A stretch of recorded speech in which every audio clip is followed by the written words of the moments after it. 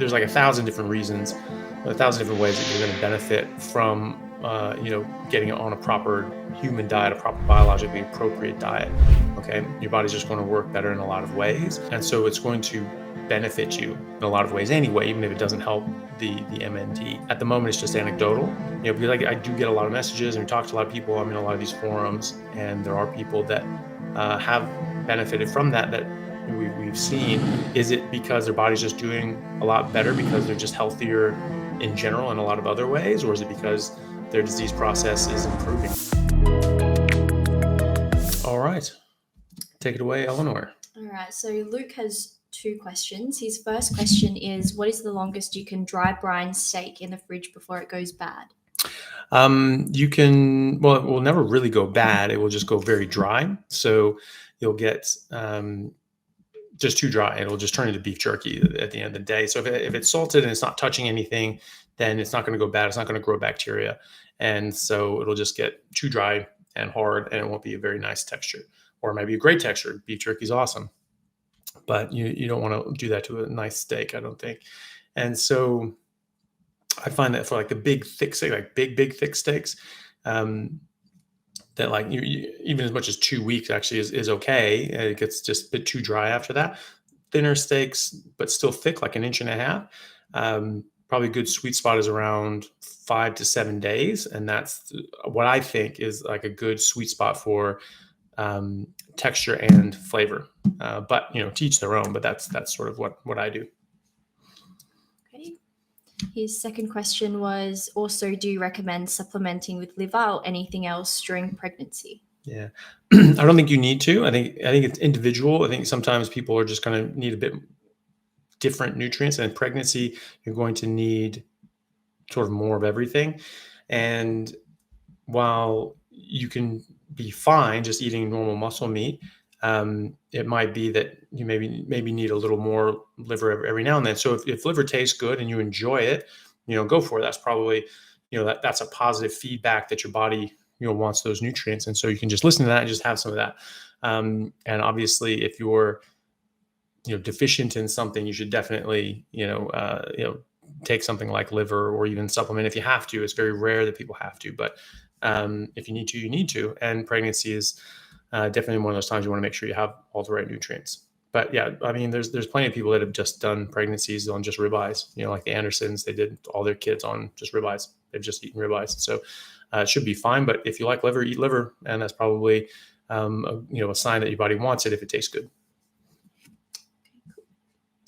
The next question is from Mike, and he has said, Dr. Berry just put out this video saying A1C doesn't include glycogen from fructose, glycation from fructose, and there isn't a test that does. Perhaps that's why Saladino brags his A1C is normal with so much fruit. It's a shame there is no test. It may awaken more people to fruit hazards. Can you talk a little bit about the reason why we don't see the effects of glycation from fructose in our A1C? Yeah, so that was actually news to me. Fructose is actually has more, has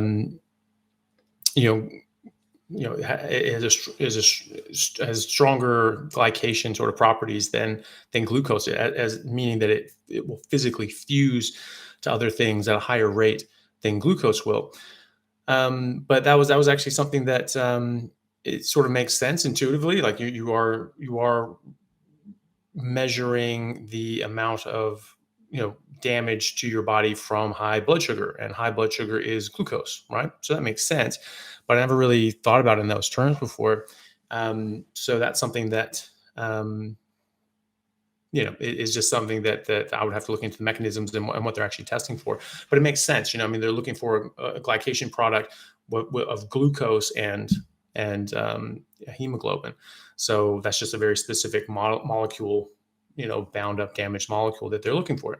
But yeah, you're right. That could be a reason why, people who eat a lot of fruit and honey aren't necessarily seeing the full repercussions and ramifications of their actions just yet, but they could. And, when you work out a lot, you will burn some of this stuff up. You will turn it into glycogen, and you will, make energy out of it, and you'll use that energy. So you could offset a lot of the fructose that you're eating as well. But it's not going to be perfect, and it's not going to be as good as it could be.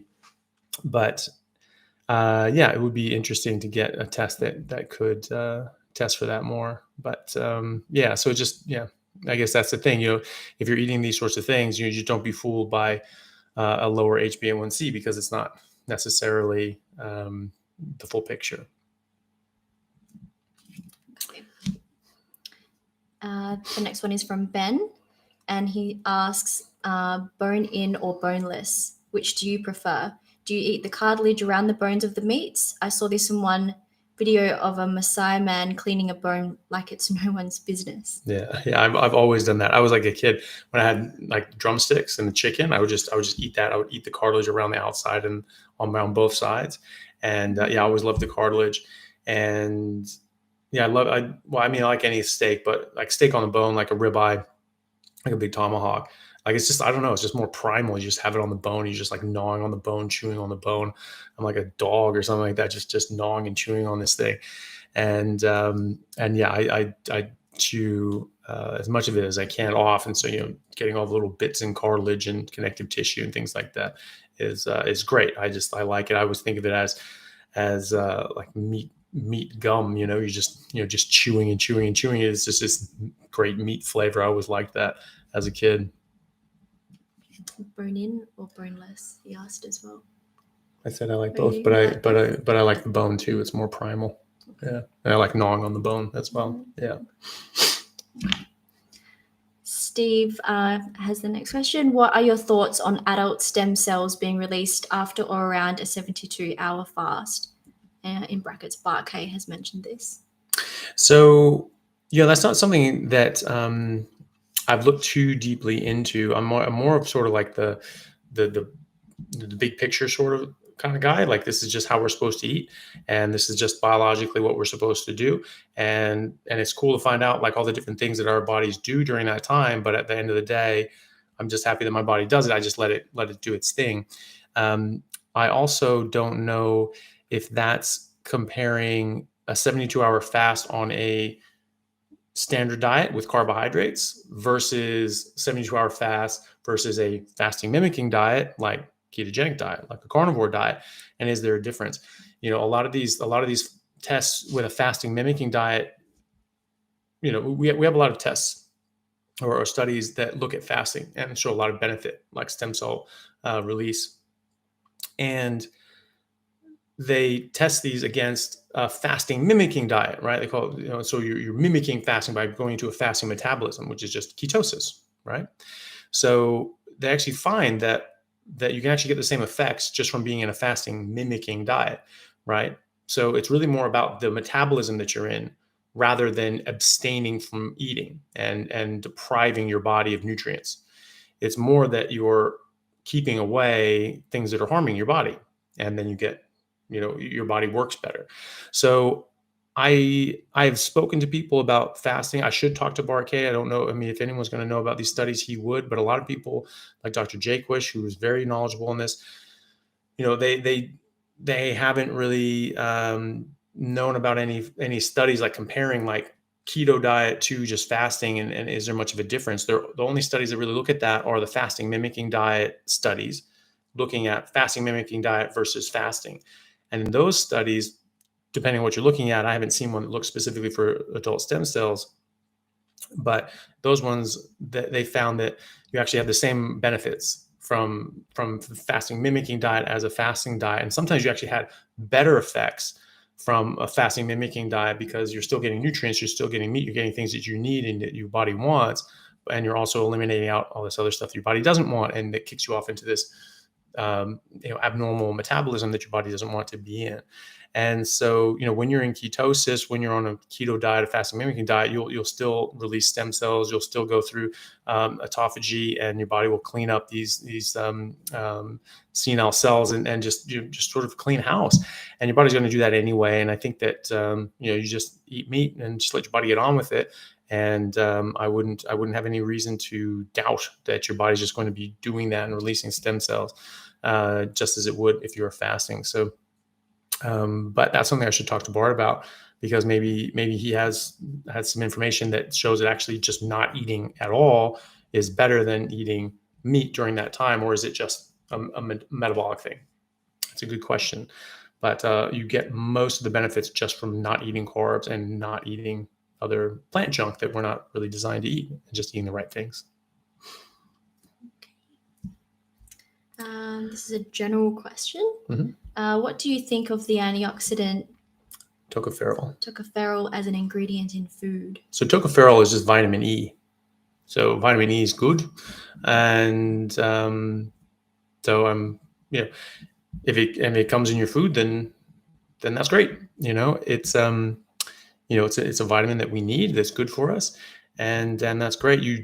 There's just a one thing that I would say about tocopherol is, and it could be tocopherol, it could be tocopherol acetate, it could be called by a number of different things. Obviously, people push around that vitamin E is really good for your skin. It is, but it can actually be mutated and changed with UV light. And so it's actually not a good idea to have moisturizer or sunscreen or lotion or even just vitamin E put on your skin and then go out in the sun. You can put it on after the sun, and that can help protect your skin and help your skin recover from the exposure to UV light. But when you go in the UV light, it can actually damage the vitamin E and can actually mutate it into something that's actually quite harmful for your skin, and it actually increases your risk of skin cancer by 20-fold. Okay, so that was I don't have a study for that. That was just taught to me by the professor of dermatology when I was in medical school, and I've just of the entire module of dermatology, that's the only thing I ever remembered. So it just sort of stuck with me.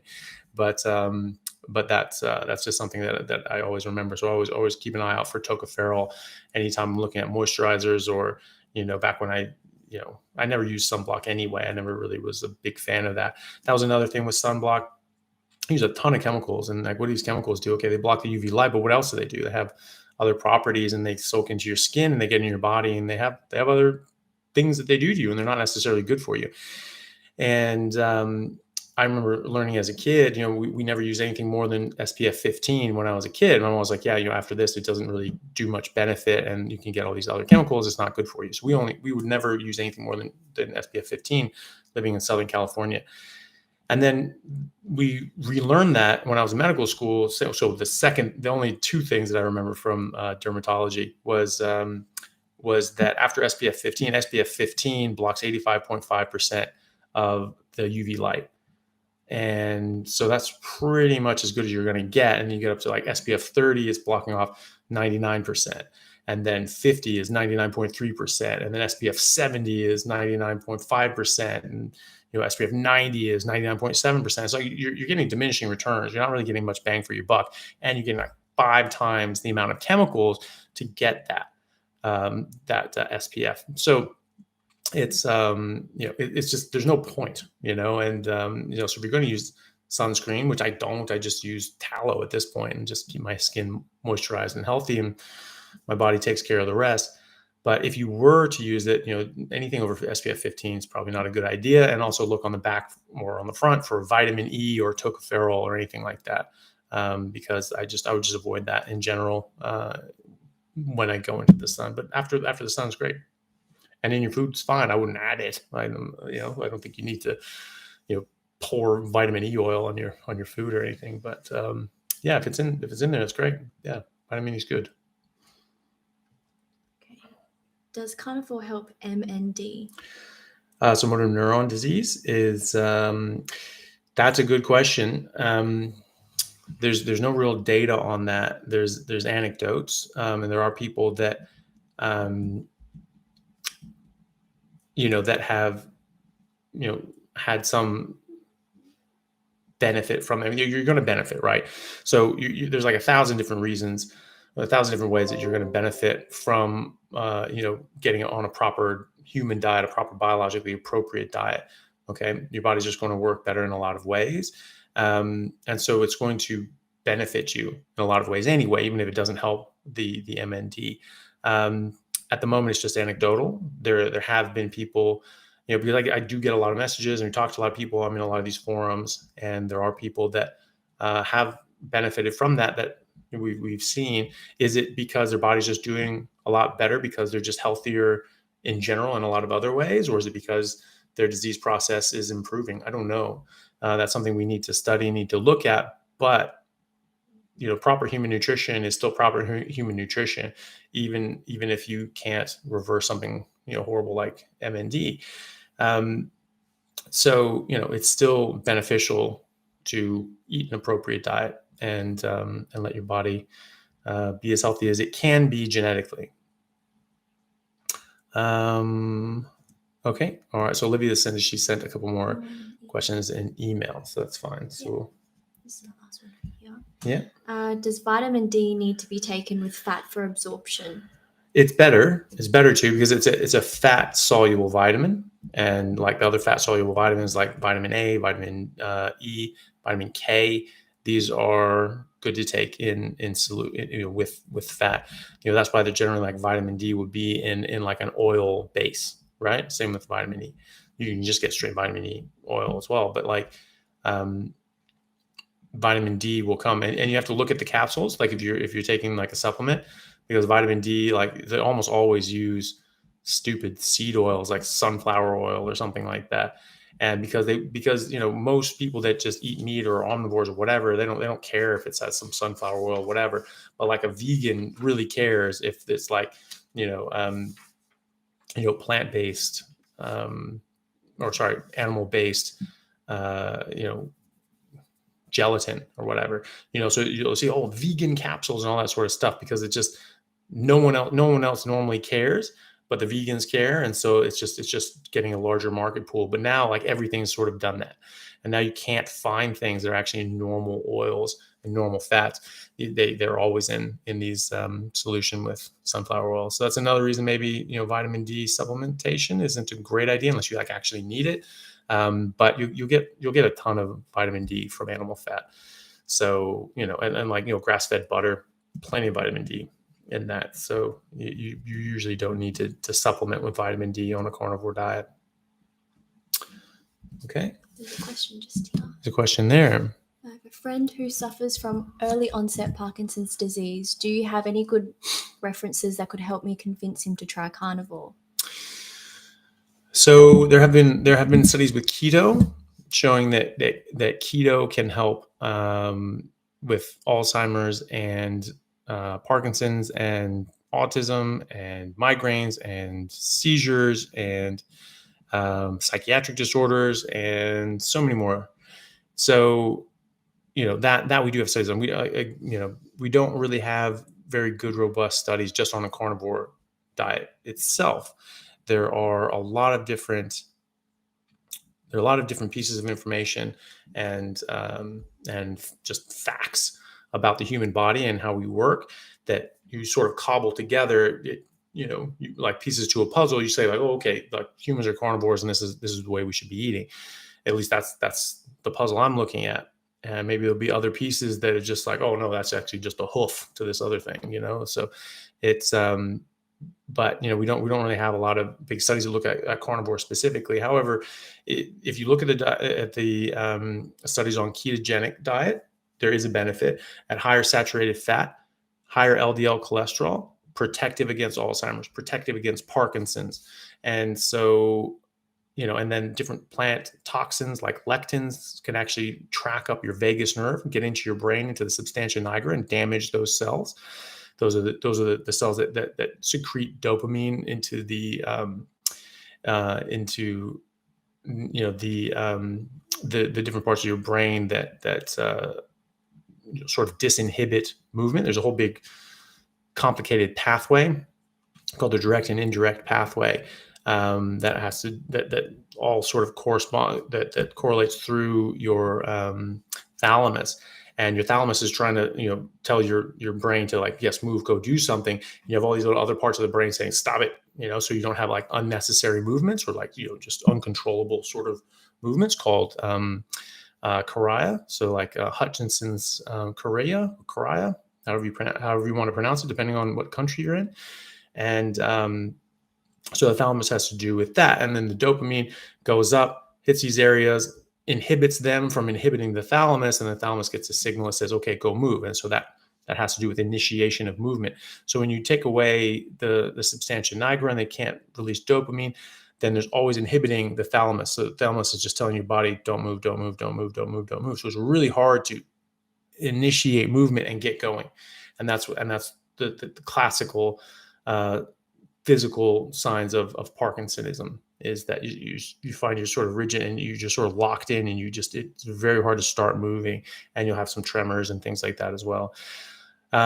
So lectins can track up your vagus nerve and actually get into the substantia nigra and damage them.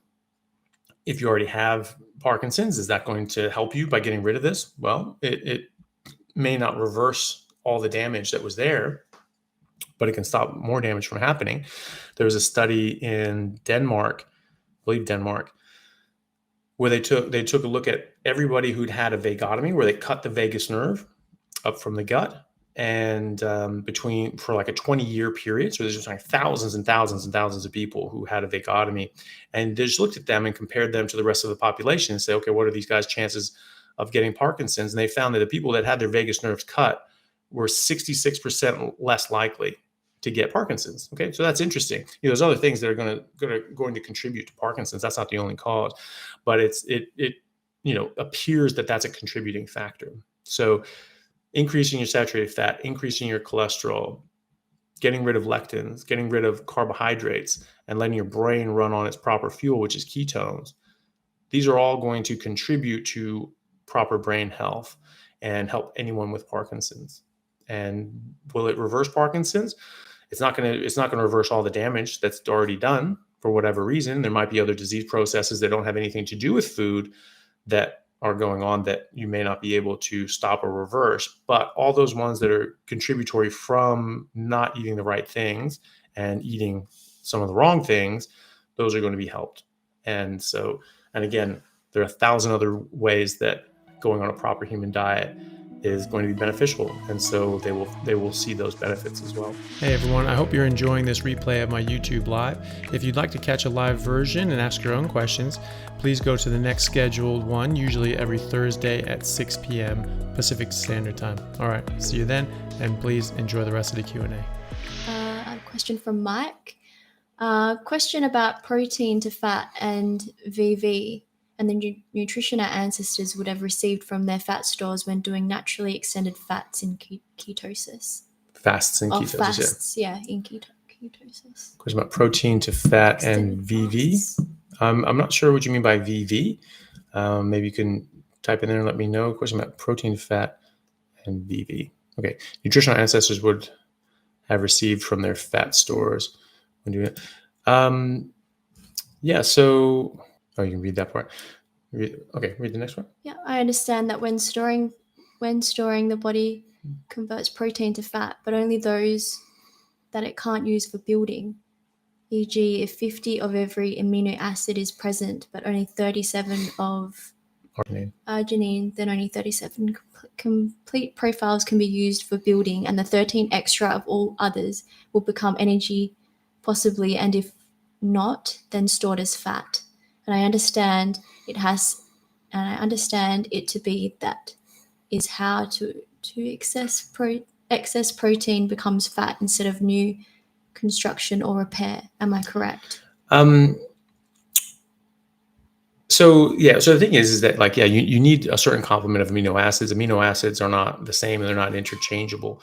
You can sort of make and create and sort of adjust them. If you have certain aminos, you can sort of turn them into other aminos. You can sort of build different proteins. Some you can't. Those would be the essential amino acids. Those are ones you have to get from your diet. You can't make those yourself. Other ones you can make. So it depends on the protein.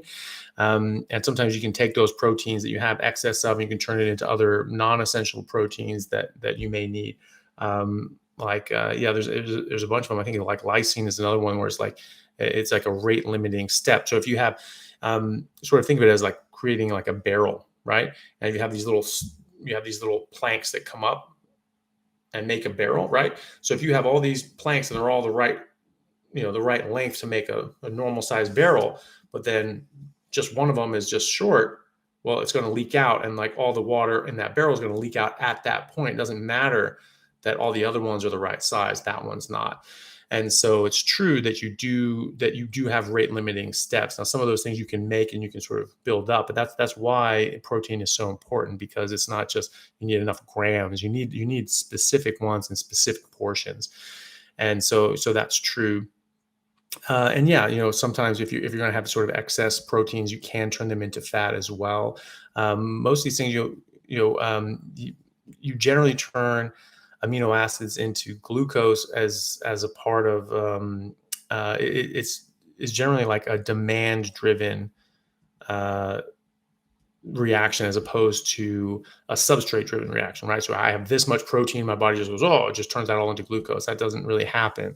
It's generally like your body needs glucose and this is the excess. Generally, you don't use much protein as energy. You use some, but generally you won't, well, you certainly won't catabolize your own muscle tissue generally to make energy unless you've like completely run out of fat and you're just completely emaciated, and then you get into big trouble. But yeah, you will predominantly use your fats.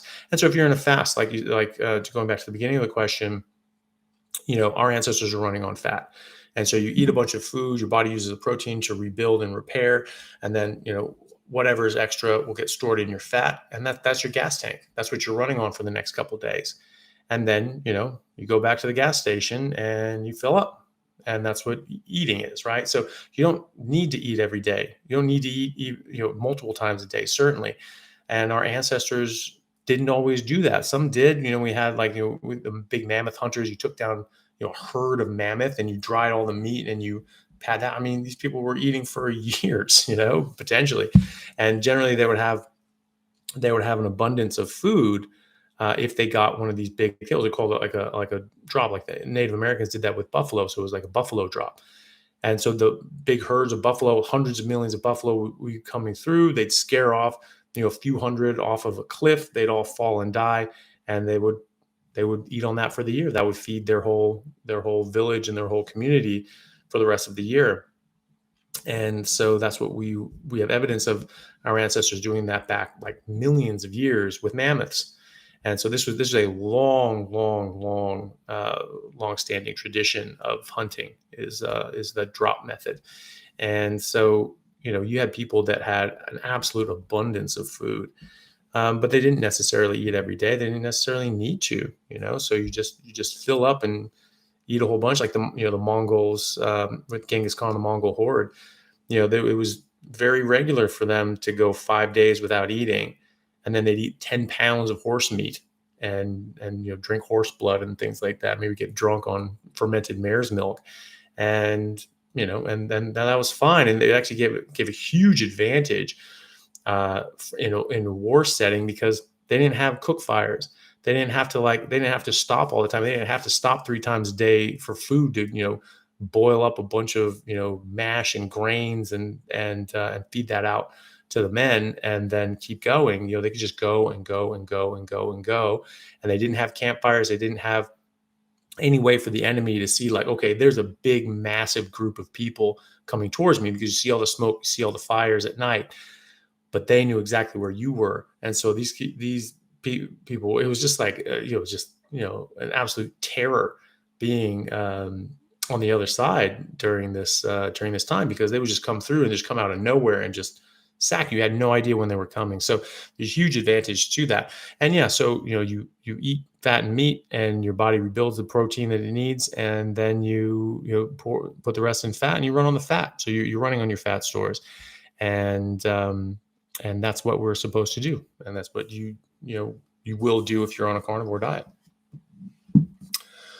So yeah, go for it. Read that one, please. Does the fat release later when in ketosis then have the full amino profile being released, or is there another process that occurs? That's a good question. It's an excellent question. That's something I'll have to look into, but we'll be able to make the aminos that we're able to make. I mean, some aminos are, like I said, essential, but at the same time, it's there are stories of people like that guy in the UK who just didn't eat for 9 months and lost like 500 pounds and just took like a multivitamin every month and just drank water. And, his skin actually shrank down with him. So he didn't have like loose folds or anything like that. And, he wasn't eating anything. Obviously his body was able to, either make the protein that he needed or just didn't need a lot of protein. You might not be able to, build a bunch of muscle if you're not able to get in all of the requisite aminos, but obviously whatever he had on him at the time, whatever he was able to make was enough to sustain what he was doing, which is interesting, which is very, very interesting. But that's something that, as far as I know, you would still only be able to make the aminos that, you're able to make. And then the essential amino acids, you just have to sort of recycle those. Because the reason that they're essential is because our body, we can't make them. And so, so I would imagine that the ones that we are, that are essential, we'll have to just sort of recycle and sort of keep track of and reuse. So but that's a guess, but that would sort of fit with that anyway. Okay. It's very hard to read with the light in your face. It's all right. Okay, this next one's from, sorry, I don't know how to pronounce your name properly. Matthew? Yeah. Okay. Similar to Mike's question, I seem to remember Dr. Berry saying that the fat we store is contained within adipocytes. Adipocytes, of course, which are not 100% fat. They also contain protein, otherwise there'd not be cells. Mm-hmm. And so when the adipocytes shrink, losing fat, they get smaller and protein is liberated to be reused. Is this correct? Yeah, it's been a long time since I've looked at that, but it's certainly, I would imagine your body needs to be able to store protein as well. And so, it's probably that's the case. That's something I'll have to look into again. It's been a long time since I've looked into that. I mean, that's like college years. So I don't know exactly, but I would expect that's the case. Yeah. Get back here. So on vice versa, that's what it was. Yeah. So it was about protein, fat, and vice versa. Yeah. Okay. So so I think that's it. Did anybody else have any other question? I guess in the comments we have a couple.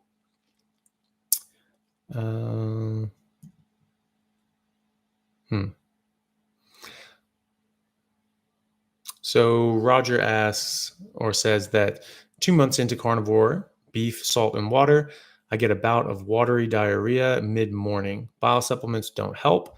Lipase doesn't help. Any ideas? Otherwise, I feel great.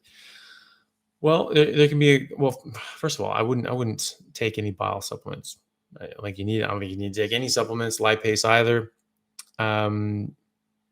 If generally you can just change the amount of fat that you're eating, and that can control that. If you're not, drinking coffee or taking caffeine or using artificial sweeteners or anything else that can be, act as a laxative in your body.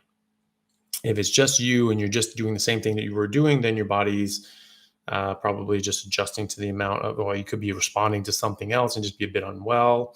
Or it could be that you're just eating more fat than the body wants. The other side of it is when you eat way too little fat, then you can actually get quite watery, irritative diarrhea. And sometimes you can get even called spurious diarrhea, where it's overflow diarrhea, where you actually get so constipated because you didn't get nearly any fat, so you have this hard, dry lump, and then there's just this watery stuff going around it because it's just all liquid and you can't push this cork out, and then so like the watery stuff comes out around that, and that can happen, and then you go through alternate bouts of constipation and watery stools. And so those are different things to look out for. Yeah, that's a good point that Olivia says. Like if you tag me and say at Anthony Chaffee, it highlights for me, so I can actually pick it out in the chat. Hey guys, just want to take a second to thank our sponsor, Carnivore Bar. I don't promote many products because honestly, all you need to be healthy is to just eat meat. For those times that you're out hiking, road tripping, or stuck at work and you want a nutritious snack that is just meat, fat, and salt if you want it, the Carnivore Bar is a great option. So I like this product not because it's just pure meat, but also because I want the carnivore market to thrive as well. And the more we support meat-only products, the more meat-only products there will be available in the mainstream. So if this sounds like something you'd like to get behind, check it out using my discount code Anthony to get 10% off, which also applies to subscriptions, giving you 25% off total. All right, thanks guys. It's hard to believe that there are thousands of times more natural plant toxins than synthetics. Yep, it's crazy. Do you feel this science is pretty well settled? Can you share Bruce Ames and any other research? Yeah, so Bruce Ames was a professor at UC Berkeley, and he was looking at specifically, in that paper that I talk about in the plants are trying to kill you. Specifically, he was talking about alar. They were trying to they banned a number of pesticides in the 80s, saying, "Oh, these things are poisonous." They are. That is the whole point. You're trying to poison bugs and other animals from eating this stuff. That's the point. Plants do it too. That's kind of their whole thing. And so he was looking at this, and he showed and he identified different toxins that were in plants. He found 42 different toxins, and 20 of which were found to be carcinogenic in animal models like rats. And there are far more toxic chemicals in these plants, far more. When I was taking cancer biology 11 years after that study was published, we had found 136 just in Brussels sprouts, right? Just Brussels sprouts. And Ames had found 20 in all the plants he was looking at overall. Okay. And so however many were in each plant, I don't know. But that's what they found. So obviously they found a lot more. And so we looked at them by weight, right? Just the amount of, the moles that are in there, and compare that to how many the pesticides that were sprayed on them. And there was way more natural toxins that were in there. Probably even more than that, because he only knew about a select few, where there were more that he didn't know about. So I think that is pretty well established. The idea is that, okay, well, how bad are those things? There's more of them, but does that mean that they're worse for you? Well, he did that as well. He did that part as well. He found that looking at the carcinogenic nature of these things, he found that things like mushrooms were 500 times more likely to cause cancer in rats than the alar, right? So at least for alar, the plant toxins are way worse. Is that the same for glyphosate? I don't know. That's a good study to do as well. I mean, that stuff's pure poison as well. But the point is that all these things are bad, and that it's not just humans that have gummed up the works, and it's just like we're in just the Garden of Eden, and it's only the things that we've done to that's made plants bad. Plants are bad because they are bad, because they don't want you to eat them. They die if you eat them. Most plants will kill you. Most plants will kill most animals. A cow will get killed by most plants. A giraffe will get killed by most plants. There are 340,000 species of plant in the world. Koalas eat one. Pandas eat one. Cows, horses, grazing animals, they eat grass. That's it. They eat specific grasses. They don't even eat all the different kinds of grasses. So it's very, very specific what animals eat. Animal diet, a species-specific, a species-appropriate diet is very specific, and especially in herbivores, because they can really only tolerate certain plants, and other plants will kill them. And so it's not surprising to me that these things have more poisons, and they're more poisonous than the pesticides we spray on them. I mean, most of these plants will just kill you. So there's a ton of poison, and this poison is very potent, right? I mean, like hemlock, like water hemlock is like the most poisonous plant in North America. Like half a leaf will kill an adult, right? So kids like sort of chewing on the stems and things like that have died. So this stuff is toxic, and it's meant to be. This is not an accident. And so, you just have to be cognizant of that. And yeah, and the pesticides that we spray on them, like, yeah, they're not good for a reason. They kill the things that are trying to eat your crop. That's the point. But you know what also kills the things trying to eat your crop? Your crop, because that's how they're designed. And that's what GMOs are, right? Because there are animals and insects that actually are adapted to being able to eat certain poisons safely, right? And so you put in the ones that they're not able to break down and eat safely. And now you've made a more robust plant that's not going to be able to be eaten by other things. But guess what? It's now even more toxic.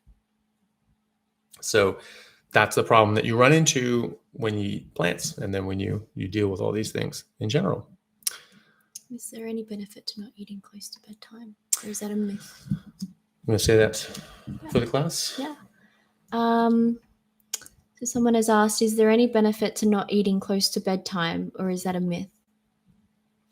So that's I think my views on that are that the eating close to bedtime thing is really only in the context of if you're eating carbohydrates. If you're eating carbohydrates, your metabolism's all screwed up, your insulin goes up. Insulin will block growth hormone, well, it blocks the action of growth hormone. Growth hormone is at peak secretion levels are 2 hours after you go to sleep, and throughout your rest. This helps you, grow and rebuild and repair from the day. And so when you eat a bunch of carbohydrates, well, you're stuffing in a bunch of fat. Everyone knows that. But what you're also doing is you're blocking the action of growth hormone, which is one of the key hormones in your body. And and throughout the day, if you're eating a bunch of, that's the thing too. When you think about like bodybuilders, oh, you have to eat carbs, you have to eat carbs, you have to eat carbs. Like, well, okay, but you're blocking your own growth hormone. So it's a good thing these guys are just taking like Liver King levels of growth hormone, because their carbohydrates are blocking its action. So they need a whole bunch of it. That could have been exactly why, I don't know if people saw that, but they talked about the Liver King emails, how he was talking about he was just taking like an insane amount of growth hormone, to the point that Derek from More Plates More Dates was saying that he knows guys training for the Mr. Olympia, that are on less growth hormone than Liver King was. Okay, that's nuts, right? So, but dude's drinking maple syrup. All right, so that's blocking the action of the growth hormone he's taking. He's just like, I don't know what's going on. I'm just like, I'm a hyper under responder, hypo responder. And so, well, you're shooting yourself in the foot by eating a bunch of carbs, jacking up your insulin, and blocking that action. So when you're eating carbohydrates and you go to sleep, then you're going to do that. You're going to block your own growth hormone. You're going to screw up your own circadian rhythm and your hormonal cycle. And so I think that's a detriment on top of all the other detriments you get. When you're eating a carnivore diet, it doesn't matter, right? In fact, it's actually optimal, because you go throughout the day, you're not eating, you're charged, you're ready to go. Your body's like, go out, hunt, kill, get something, and get your food, get your nutrients. And then you get that food, and your body just goes, right, shut it down, rest and digest. And you go into that rest and digest mode, and you naturally become lethargic and tired and sleepy, and you just feel wonderful, and you just drift off to sleep. Just like a lion, they take down a buffalo, they eat it, and they pass out for 16 hours. There's a reason for that. And so I think if you're on a carnivore diet or even keto, then it's actually fine to eat right before you go to sleep. That's what I do. I eat big meals. Right, my biggest meal will be right before I go to bed at the end of the day, because if I eat earlier than that, I feel much more lethargic. I don't have as much energy throughout the day, because my body's saying, what are you doing? We already ate. We already have it. Just chill out. Take it easy. Go to sleep. Have a nap.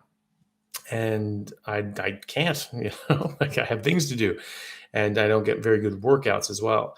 So I find that I feel much better throughout the day. I have much better energy throughout the day, and I sleep better at night when I eat later on. And I think that's why.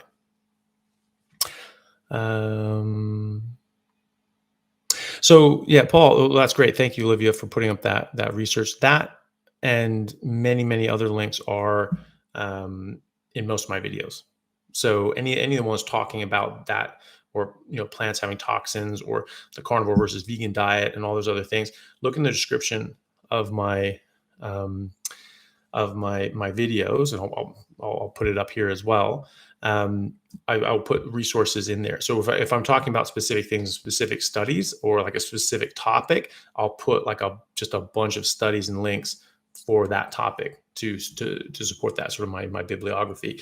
And the Plants Are Trying to Kill You talk that I did and at Low Carb Down Under, I don't have control of that page, so I didn't get to put in my my bibliography, but there is a bibliography at the end. And so the last slide, you can pause it on there and you can sort of see, you have to type it in yourself. I'm sorry, but it's they're most of them are there on that last one, and that one is too.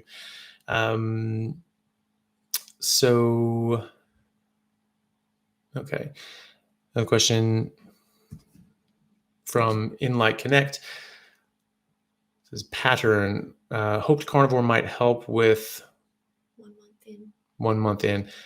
I can start the day super stoked and productive. Then I eat and lose all enthusiasm and focus, usually around 11 or 12. There you go. Perfect example illustrating my point. You eat during the day, you're going to get lethargic. Your body's going to say like, yep, shut it down, go to sleep, chill out. And that's exactly what's happening. So if you're going to eat during the day, if you have to, then I would eat a partial meal, like a half meal, a quarter meal, something like that, just something to take the edge off, but not enough to like fill up and get lethargic like that, because that happens. That is what happens. And and if you take down a buffalo and you eat that whole bunch of thing, you're not going around running marathons after that. And so that's why I eat towards the end of the day. And if I eat during the day, like if I'm working out a lot, then my body just wants more meat, and because it's trying to build more meat, and so I need to eat more than once. But I'll have to eat sort of half meals, or else I'm screwed. Or even like 3/4 meals, but just don't fill up, don't max yourself out, or you will get lethargic and you will want to go to sleep. From Natalie, how do you explain to a vegetarian, vegan, or otherwise that we are not adapted to eat vegetables like animals are, even to specific veggies and fruits? Well, it's you just sort of talk about what I spoke about earlier, which is that food is very species specific, and you have to have the machinery to break down certain chemicals and safely, and to extract certain nutrients. We don't have those machinery. There are a lot of nutrients that are bound up in plants we cannot access, and that's on purpose, because the plant does not want you to profit by eating it. And so it has all these nutrients. And so you look, oh, wow, look at all these nutrients that are in blah, blah, blah. Yeah, fine. They are not available to you. And that's because the plant wants to lock that away so that any old animal that comes and eats them doesn't benefit from that and get all these sorts of things. So you have to have like the hardware to break these things down. So you can sort of explain that and just say, hey, these are species specific, and point out all the animals and the very specific diet that they eat, and point out that you have animals in the zoo. If they eat anything that they don't eat in the wild, they get very sick. But they get the same sickness we do. They get so-called human diseases, right? Obesity, heart disease, diabetes, cancer, liver disease, arthritis, autoimmune issues. They all get the same thing. So do dogs and cats. It's because we're not feeding them what we're supposed to be feeding them, which is meat. And you can also point out to them that even if we were adapted, and even if it was appropriate for us to eat plants, none of the plants that we're eating now are what we evolved on, because none of the plants we're eating now existed when we were evolving. All the plants that we're eating now are bioengineered, either through forced selection, or bioengineering with like GMOs and things like that, or crossbreeding, all sorts of different things. So none of these things are natural. None of these things existed 10,000 years ago, 50,000 years ago, certainly not 50,000 years ago. And so these are not things that we would have evolved with. No animal on Earth eats the variety of plants that we do. None. There isn't a single animal on Earth that eats as many varieties of plants that we do. So even if we're supposed to eat plants, we are not supposed to eat all the plants that we're eating. Okay, so which ones are we supposed to be eating? Well, it's hard to say, because none of these things existed 50,000 years ago, or even in the Garden of Eden, or whenever, because we created all the crops that we're eating now. Like none of these things are natural. None of the fruits that we're eating are natural. They're all adulterated in some way, adulterated. And so that's where I'd start anyway. Yeah. Score BCMD. Yeah. Hi, Carnivore. 3 months in, shouldn't my body have adapted by now to start using my fat storage as an energy source and thus reducing the swollen fat cells? Cellulite.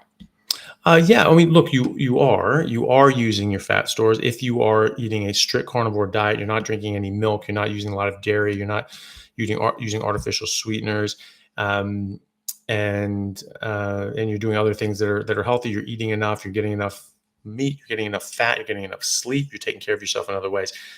Just by not eating carbohydrates and anything else that will screw with your metabolism, like artificial sweeteners or monk fruit sweetener, sugar, or stevia, or all those other products that are, it's technically not sugar, therefore it's okay. No, it's not okay. It's absolutely not okay. Just don't eat them. Don't eat any of that stuff. Just eat meat. But if you are just doing that, then you'll go into ketosis in 24 hours because your insulin will drop down to a certain level, and then you'll start running on your fat cells. And so that will happen. It's 3 months. I mean, I wasn't even, very overweight when I started back in on carnivore this last time. I had definitely had excess fat and excess weight, but I wasn't, you could still see my six pack, even though I was 270 something pounds, and like, I'm like 230 now. So like, that's a big difference. And, but I wasn't all that fat.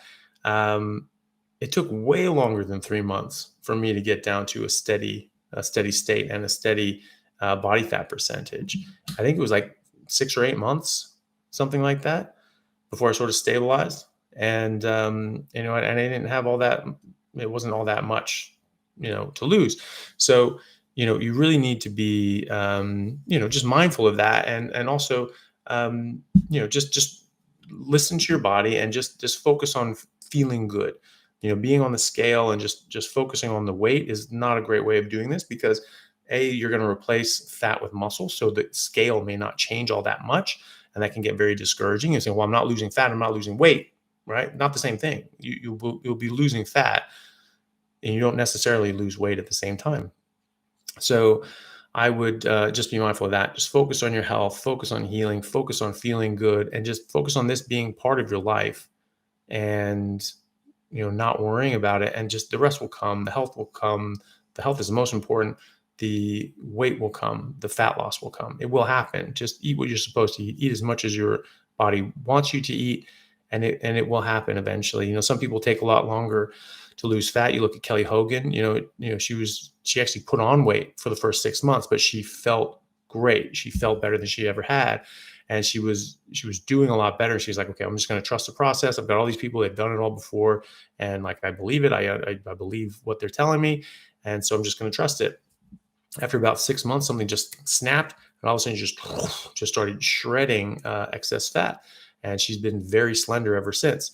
And you look at her and be like, she looks like one of those people that is just like, you've never been fat in your life. You've never been overweight in your life. You've never struggled with weight your whole life. There's no, so you can't talk. She did. She struggled with her weight, quite a lot when she was teenager and young adult, but she hasn't since, and that's why. So, just give it time, let it happen. Just let your body do its thing. It will come. It will happen. Just be patient and focus on your health more than anything. From Rita. Things are not running smoothly. I have high blood pressure. I am new to carnivore this month, eating butter and fatty meat, tired, feel better when I fast, and don't eat. Okay, well, that's fine. You don't have to force feed yourself. Certainly don't do that. If meat and fat don't taste good, don't eat. Your body's telling you, hey, we don't need anymore. Sometimes you'll eat a bit and you'll think like, wow, that's not enough. But then you try eating more like meat and eggs in your body, and it just tastes horrible. And you're like, okay, I don't like that. Stop eating. Okay, your body's giving you negative feedback and saying, don't eat this, right? As far as high blood pressure, so that most of the time that can significantly improve on even just a ketogenic diet. A lot of times this is from insulin insensitivity in your arteries, because your arteries respond to insulin. So you hit insulin and they expand a bit. And so that will reduce your blood pressure. And now it's just like, doesn't, you've been so much insulin for so long. It's like, I don't trust you. I don't trust your signals. I'm not listening to you anymore. It takes off all these insulin receptors. And so then it's just like, nope, not listening, not listening, not listening. And it just stays, small and rigid. And then the blood pressure goes up. So when you get rid of the carbs, you start getting more sensitive to your insulin. Then they become more compliant, and they start actually, responding and growing, contracting in response to different physiological measures that your body knows how to take care of much more than we do. And so that will help. Being a bit tired, there's a lot of reasons for that. There are a lot of reasons that could be that. I actually do an episode on that, one of the How to Carnivore episodes on my YouTube channel. Like why we get tired, like frequently asked questions sort of thing. I forget exactly what it's called, but it's you can find it on there. And we talk about, why people generally get tired. Sometimes people will drink milk or have a bit of carbohydrates. They'll get tired. But at the same time, like there can be other things too. Like if you eat a lot, you're going to get tired. And so if you're eating, bigger meals in the beginning of the day, your body's just going to say, hey, shut it down, sleep. Like you say, you feel better when you fast. Okay, so fast during the day, eat at night. It's not even really fasting, really, because you generally don't need to eat more than once a day. Especially when you have lose, your body will just want less and fat, because it doesn't need to do what it wants to do, and it will start using your fat stores as well. So try eating at the end of the day. Add an extra time or in the morning. That can help wake you up. It can help get you going. But whenever you can work out, just do that. I find that I work out better later in the day. That's just how I feel, just because I'm probably just used to it. I've always hated waking up. Always waking up good for me. But then I always loved after school sports and always played sports later on. And so whenever you want to work out, just do it then. And just make sure you're eating enough. Make sure you're getting enough water. Eat later in the day. Don't eat any carbs, drink any milk, things like that. So a lot of little things that you can do. But the main thing is you just keep going with it, because that's another thing about being keto adapted. Sometimes it can take up to 3 weeks. Usually it doesn't take more than that. Almost everyone will be keto adapted after 3 weeks. You'll still be in ketosis after 24 hours, as long as you're not, eating any carbs at all. But it can take, up to 2-3 weeks for your body to get used to running on these new fuel sources. Okay. And so just keep with it, stick with it. If you're tired, sometimes you're not eating enough. Sometimes you're not eating enough fat. You're eating butter and fatty meat, and that's great. Make sure you're getting enough of it. Okay. And just eat later in the day. So those are a bunch of little tips. See if you can maybe go back and write them down and try to use all of them. But I actually go through a lot of those in that video, so you can try and find that video as well. So this says, we had our first Discord meetup yesterday, and very good. Oh yeah, that's right. Yeah, Mike and Crystal met up in Vegas. That's awesome. So that's good. I really like that the Discord group has sort of taken off the way it has, and that everyone's finding it helpful and a nice community, and everyone's getting along and being nice to each other. That's really good. That makes me happy. What's the other question? From Paul Ladendorf. Mm-hmm. I had a digestive analysis done, and it showed I was not breaking down protein and fat well. Would you recommend a comprehensive digestive enzyme with protease, lipase, and bile? Yeah. Well, it just depends. If that's something like a permanent issue that you're just not able to do, sure. But I wouldn't take bile. Your body makes enough bile. You're going to add in bile, and you're going to absorb more fat than your body actually wants, and you'll run into trouble. And you'll get more fat than your body wants, and then that can be too much fat. You can actually, then have more than energy than you want. You put on weight, things like that. And the proteases and lipases, potentially, that's not going to hurt you if you're just taking a little bit here and there. But generally people catch up, right? So if you aren't eating as much fat, protein, etc. Previously, and then you go into and you start eating a lot more of these things, then it can take a bit for your pancreas to go like, oh, okay, yeah, we need this stuff. So I don't know, how long have you been doing carnivore, Paul? Because generally that will sort itself out in the first few weeks. If it's been months and months and you're still not making a whole bunch of it, and you're feeling symptomatic and you're feeling that you're not getting enough and you're not feeling well or whatever, then yeah, maybe. But if you're feeling good and you're eating and your body's doing well, then I don't think you need to worry about it. Just let your body do its thing.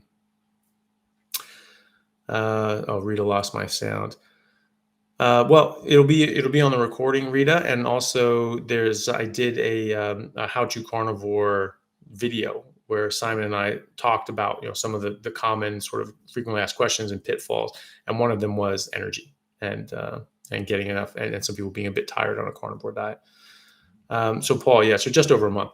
Give it some time. Your body is probably now making making more and more of the pancreatic enzymes that you need. Certainly going to be doing enough bile. I wouldn't worry about the bile, extra bile, just because your body makes a certain amount of bile because that's how much fat it wants to absorb.